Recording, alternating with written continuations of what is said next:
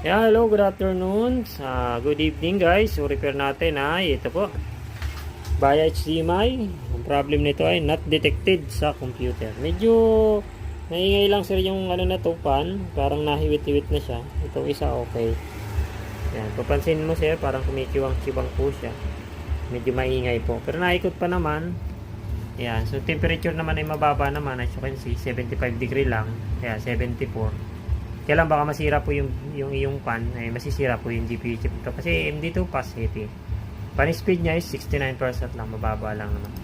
So yung nire-repair natin na no display not detected is XFX 6600. Yan, 6600 XT, 8GB DDR6 ang memory, Samsung. Ayan.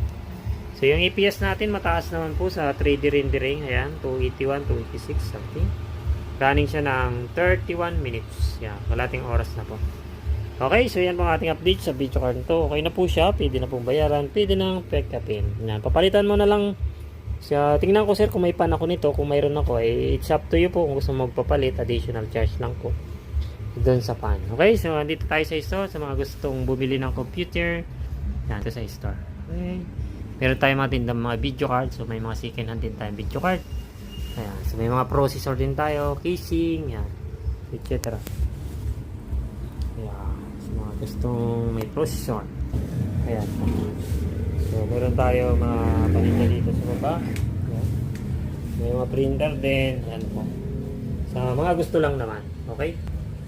So yan ang ating update sa video card repair. So maraming salamat po sa inyong walang sawang pagsubaybay sa nanonood. So well. So bye bye na po. Okay. For now.